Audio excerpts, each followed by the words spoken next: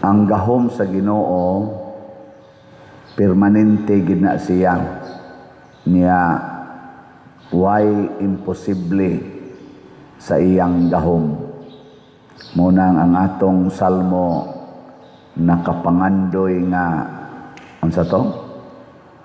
Ang akong kalag giuhaw sa buhi nga Dios, anus aman ako makaatubang kaniya. Dilingya imong tupad ina gusto ka makigatubang o gamhanan.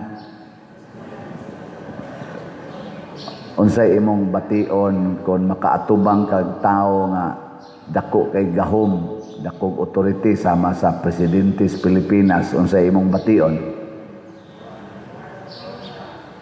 Ha? Ambot malipay ba ka o kulbaan? O magkaratul-ratul ka bisan gani kaning pari minus manigahom ingnon ka Padresyano, anak ko no mamahaw sa inyo. Ang sa imong bation. Mga usap yun ang imong recipe ba? Huwag siguro makapangutang pa ka. Ana no? Na siya. Kay gamhanan ko na. Samot na yung maingon. Hala, si Bishop Abit oy. Madto kuno sa inyo. Asus, ratol. Samot na yung ingnon ang Santo Papa, si Pope Leo. Anhi kuno sa Compostela ugma. Ana magkapangka-pangka ang mayor kay diplomat ko na niya, leader pag yung simbahan, gamhanan ko kay na. Muna, nami ko na dunggang balita nga pag-ari ko no ni President Bongbong Marcos, nataktak ang Hipis Konsolasyon. Tungod sa traffic, amo tinuod ba na? I-verify lang niya ninyo. Tungod sa traffic ba, dito sa Konsolasyon, dito mas President Bongbong Marcos, gitaktak ang hipin. Gamhanan ko na, usa lang kasulti, Presidente ko ng Pilipinas, o tinuod ba? O tinuod man ang nahitabo, ambot lang, ako kibaw. Tungod na sa gahom. Pero ambot, gamhanan ba gila ng atong Presidente? Gamhanan? Sa pagkakaroon ba, gamhanan? Na ako'y nakita ang video, mga OFW nga gustong muuli kay tungod sa gubat dito sa Middle East, niadto sila sa atong Philippine Consulate, gibalibaran kay nangayo in taon sila tabang nga para makauli ba kanang makasakay sila eroplano padong uli, gibalibaran og niingon dito ang head sa consulate, wala na'y budget, walang pundo, sige mag-report kayo kahit saan. Galing ito sa Manila ang instruction, walang pundo. Naana sa social media.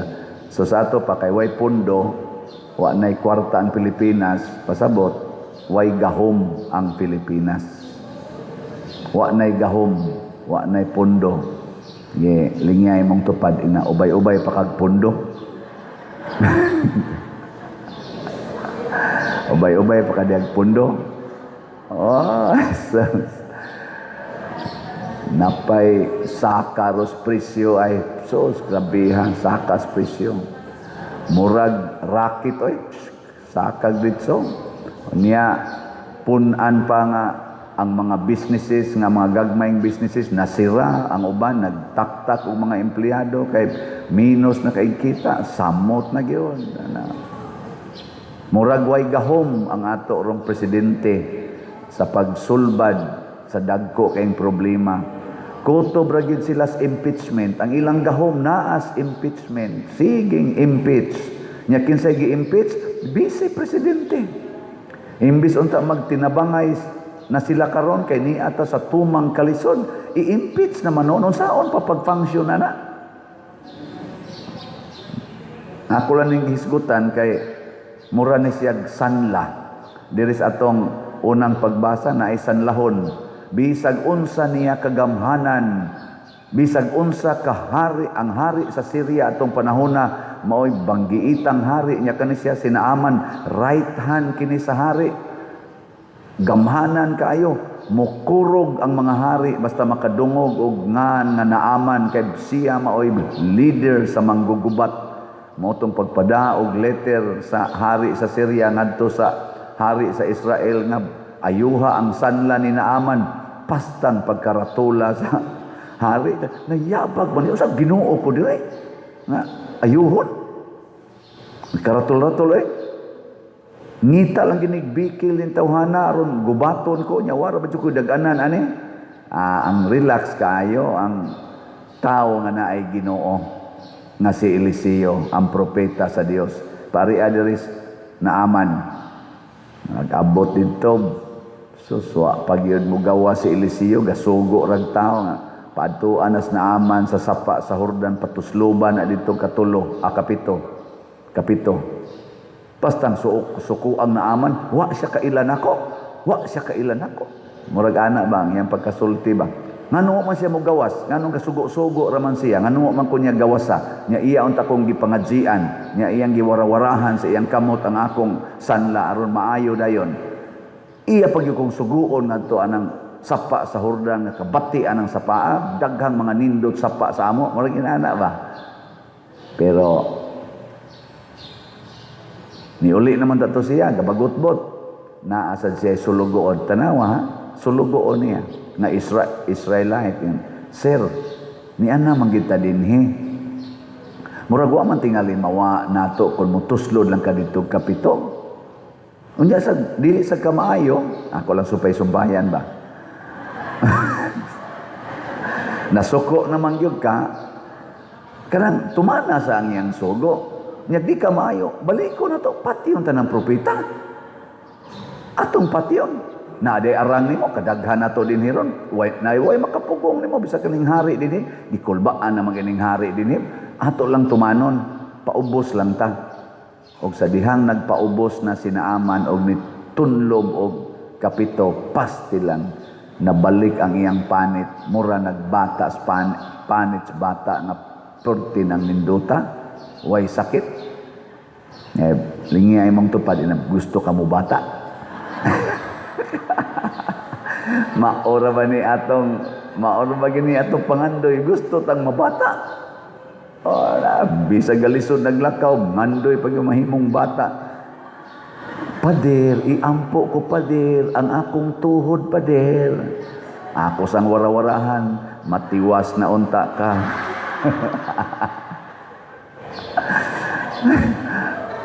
mangandoy pag maayong tuhod way mangandoy na to mahimong bata ako 62 na ko karon ngandoy sa ko mahimo kong 12 years old mamatay na lang tadi ta mahimong 12 years old. Si Kristo niingon diri sa atong ebanghelyo ang propeta di gyud dawaton sa kaugalingon niyang lungsod. Kining atong garbo ba? Kining atong garbo buangon kay nistanan. Mao ni hinungdan nga dili makalihok ang gahom sa Ginoo. Basta atong sundon ang atong garbo di mo lihok ang gahom sa Ginoo. Ug unsa man ang garbo, ako'y masunod. Ako'y tahuron. Ana. Okay, lingian sa imong tupad. Ingna mosunod kang padersiano. Ingna. Sunod ka. Mosunod dili. Unsa may hangyo padersiano ron. Kana. Sa ato mga online parishioners pila ka kabuk diha ang mapaubsanon kanang mosunod gyud ba nga moingon ko kada semana palit kitag slot ang uban moingon din na gisayunan lang ni paria gisayunan lang og di gyud mo mosunod di kalihok ang gahom sa Ginoo ug unsa may gahom sa Ginoo nga iyang gisulti unsay imong gihatag nga dili ka mangayog bayad sama anang slot iuli na sa akong amahan nga nimo ibalik na niya nimo gatusan kapilo. No tanawa karon wa na tay mga budget. Hasta atong gobyerno wa nay budget. Pero niadtong niaging mga tuig 2023 hangtod 2025 malita ang kwarta. Minalita ang kwarta. Bilyon-bilyon ang kwarta nga ilang nadawat. Karon wa na tay budget. Ngano man, ang garbo may ilang gigamit.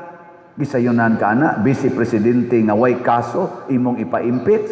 Ni ahinoy dako kay kaso nga nangawat og trillions unsa ng departamentoha. Wa hinuon kasuhi, way hearing sa Congress. Bahin anang mga trillions nga nawa.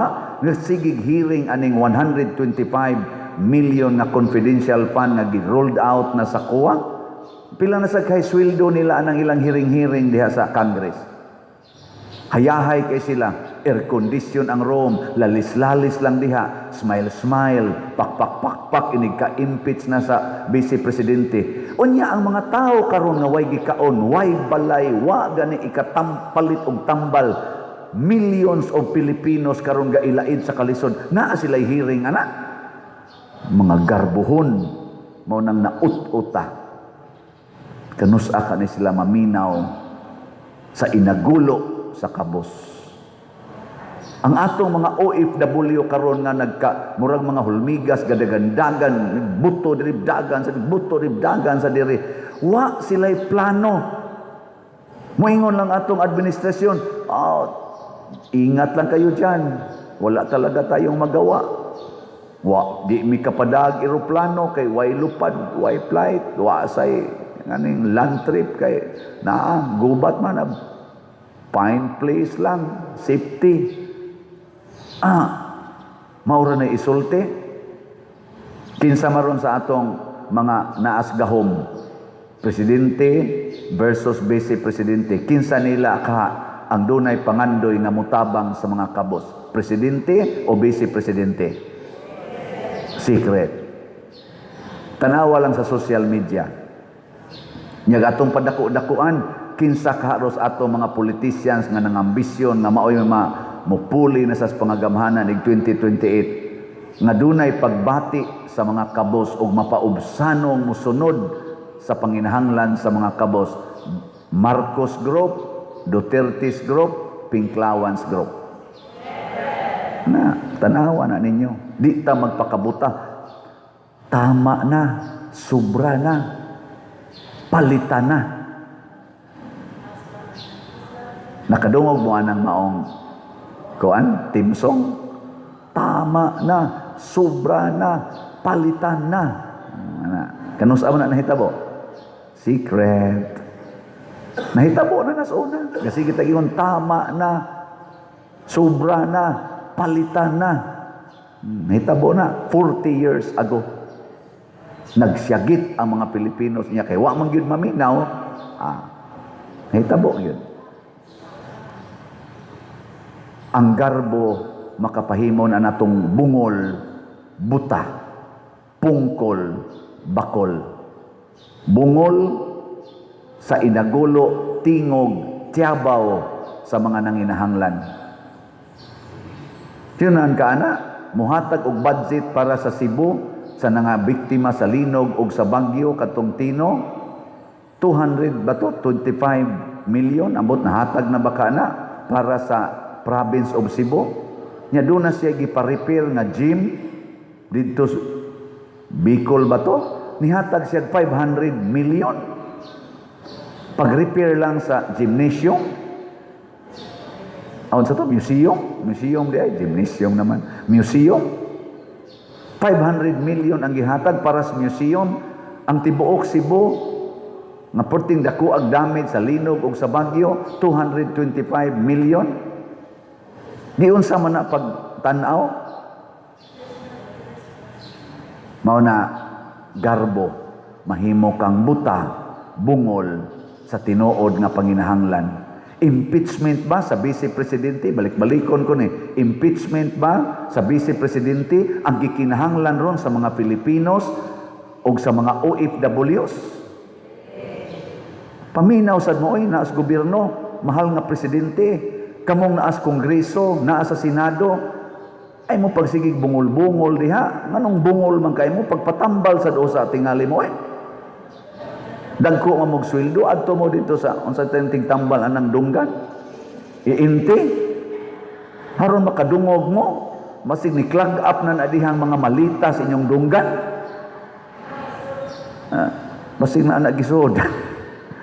Hindi naman mo kadungog. Unya, nakakita ba sila karon ni ining wa pa gyud ma-repair? Wa pa gyud ma-repair nga mga nangalusno nga flood control nilang way mga kabilya nga nitabon ros ato mga sapa nga naghuwat na sag dako nga uwan para mubaha na sag maayo. Wa gyud gi-repair. Og naaman moral ga testing dito sa Daplin kay way budget. Di sila kakita aning panginahanglan. Anha gi sila ng impeachment. Ang makita nila kana yung confidential fund, ang gitaguan nga confidential fund nga dili isulti kay confidential, makita nila kini Hinuong na angga dako kay problema di man makita. Mo na ingong Kristo, ang inyong nakita ang puling pero ang troso wa ninyo makita. Mga tigpakaaron ingnon kunuhay hustisya unya ang naghiring mga buta o mga bungol unsaon nimo ana pagkakitag hustisya. Mag-unay naman og away imbis magtinabangay sila dihang ato man na silang gi-elect. Niya man taroy panginahanglan. Nakita man na hasta ganing tagagawas nasod nakakita man aning atong panginahanglan karon. Kitang ni adinhi, mag-unay mo og away, mura bag nasunog na inyong balay niya, imbis inyong tabangon, magsukmagay na mong tag-iyas balay. Nasunog na, pagkuha mong tubig, unya na lang mong pagtiwas og sukmagay, umahuma na ng kayo. Sulbara o sa aning panginahanglan karon sa kagutom, unemployment, kining atong krisis. Sulbara o sa ana ninyo, mga leaders, kamo mga naas executive, sa legislative, kamo may mga gi-elect namo dagko kay mi gasto ninyo. May pag-ipalit ng slot unta. May patadinhi ginagmay gagmay ra ning ato slot pero napatay na himong ginagmay. 11 na kabalay ang atong natukod adtong mga tao nga nabanlas. Salamat sa Dios. Nga gasigi pagitag tukod kay na punduhan na nato ang 77 kabalay. Padayunon pa na natog tukod. Ginagmay pero kanunay kaysa kaning ilang sa Tagalog bigla ang malaki pero biglang sana sa Tagalog kanang nawala nana sila naglaho. Mo na ilang nanindot o minahon ba? Biglang naglaho. Sus, mga animal.